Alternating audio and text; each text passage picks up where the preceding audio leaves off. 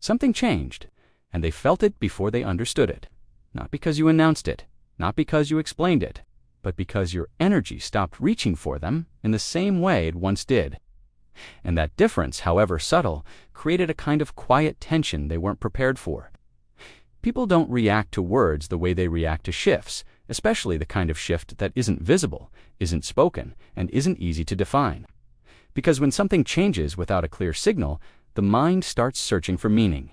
At first, it barely registered. You still responded, you still engaged, you still showed up in ways that looked almost identical from the outside.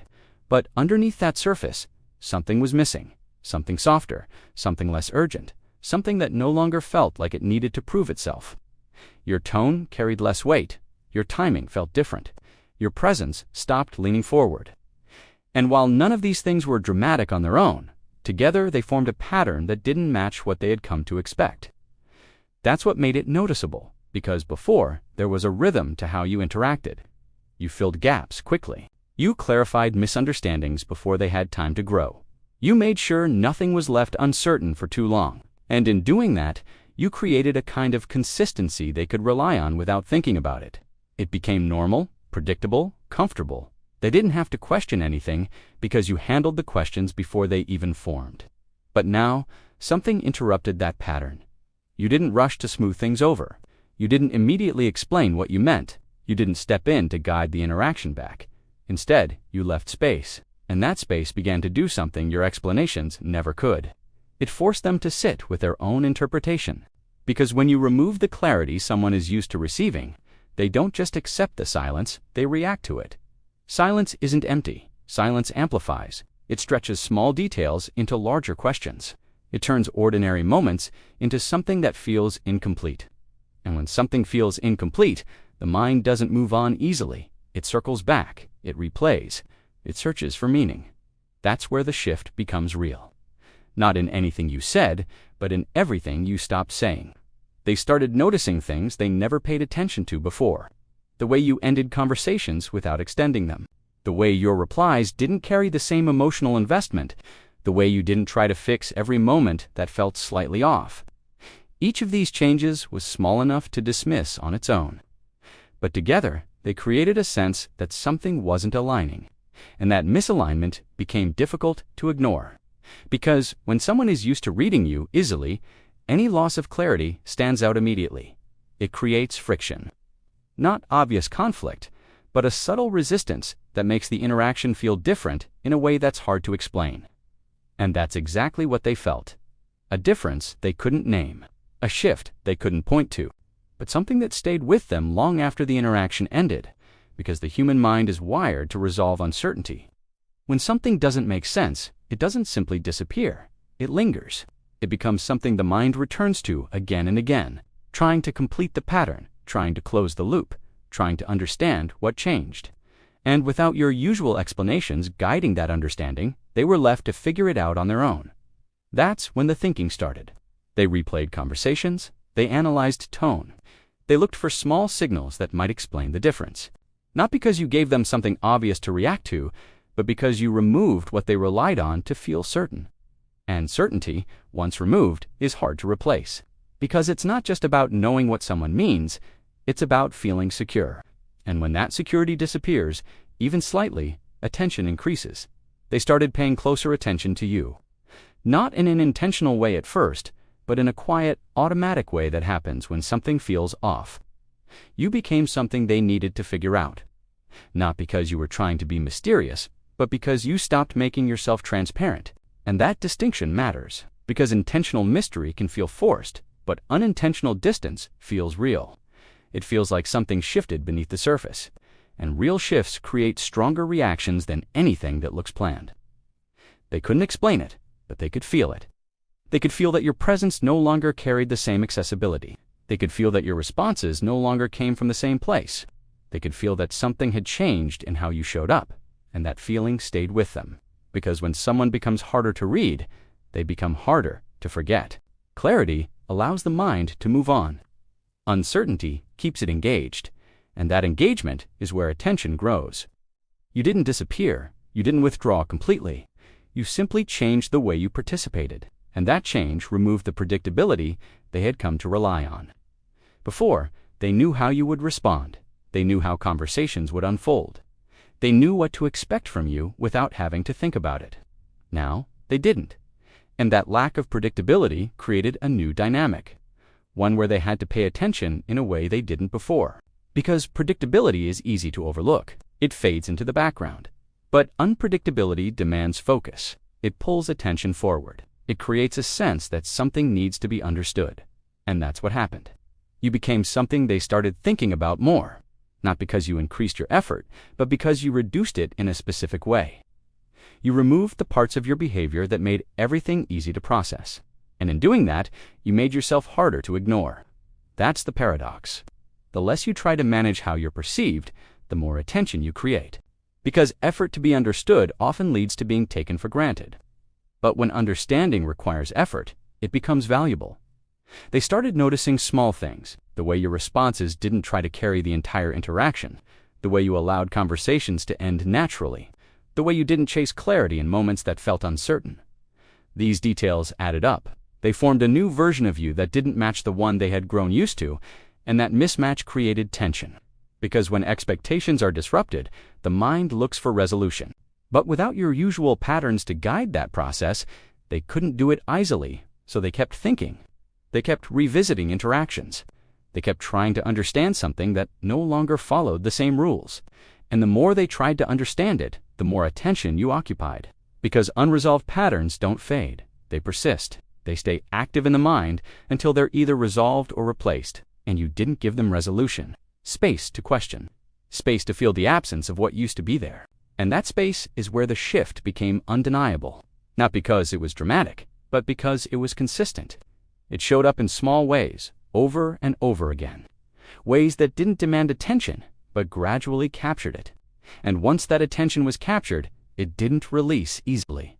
Because now, you were no longer predictable. You were no longer easy to define. You were no longer something they could fully understand without effort, and effort creates investment. The more they thought about you, the more invested they became in figuring you out.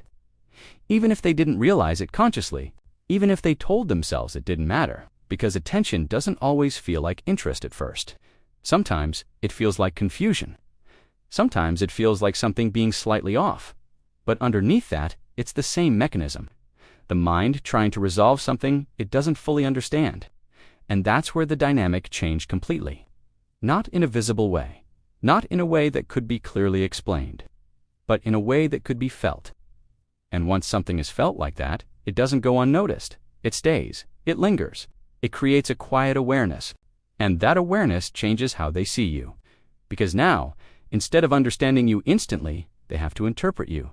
And interpretation always involves emotion. Because when clarity is removed, assumptions take its place. They start wondering if you're pulling away. They start wondering if something changed on your side. They start wondering if they missed something important. And every question pulls them deeper into the shift. Because questions don't create distance, they create focus.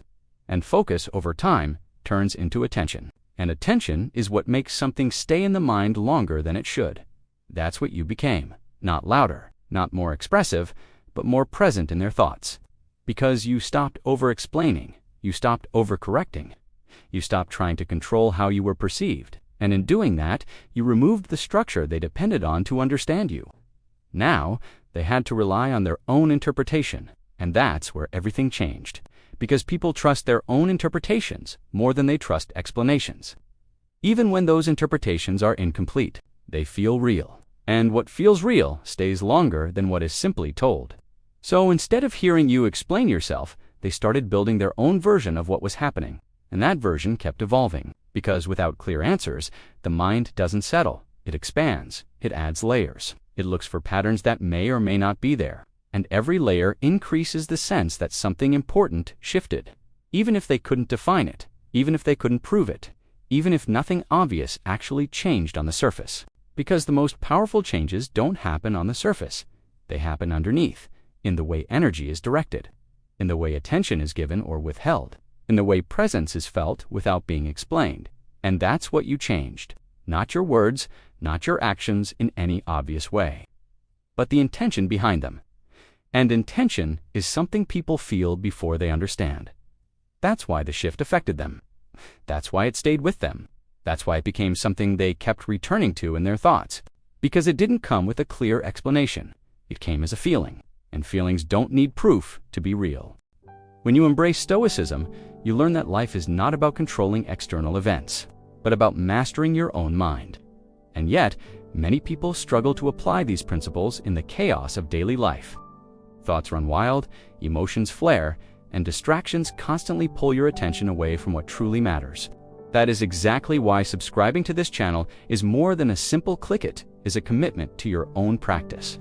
Here, we don't just talk about Stoicism, we show you how to live it, step by step, until it becomes instinct.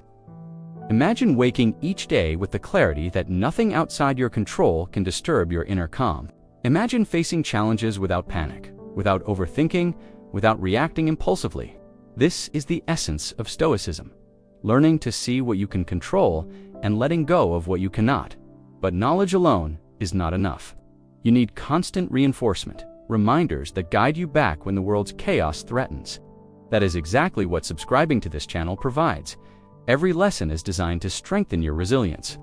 Consider the moments when you are frustrated by other people, by circumstances, by expectations. Stoicism teaches that these frustrations are not caused by events themselves, but by your judgments of them. By following our content regularly, you create a mental habit loop. You see these principles applied, repeated, and reinforced. Stoicism is not about suppressing emotions. It is about understanding them and responding with intention. We show you how to pause before reacting, how to examine your impulses, how to choose thought over emotion. Every day, life presents small tests. A Stoic faces them with deliberate composure and careful observation. Consider the principle of amore fati, the love of fate. A Stoic embraces everything that happens as an opportunity for growth. Stoicism also emphasizes perspective. Many people suffer because they magnify the significance of events. Daily practice is the key. True mastery comes from repetition, from reinforcement, and from consistent application. This channel is designed as that daily practice. By subscribing, you are actively participating in your own transformation. People encounter triggers constantly: criticism, failure, disappointment. Stoicism teaches that these are opportunities for mastery. Another critical aspect is reflection. A Stoic constantly evaluates their own actions, thoughts, and habits. Stoicism also emphasizes control over desire. By understanding impulses and practicing restraint, you gain freedom. In essence, subscribing is a commitment to yourself, a promise to integrate Stoicism into every aspect of life. Even when challenges escalate, the Stoic practices you develop here hold steady. Your calm presence becomes a tool. Subscribing ensures that you never lose touch with these lessons, so that Stoicism becomes a lived reality rather than a philosophy.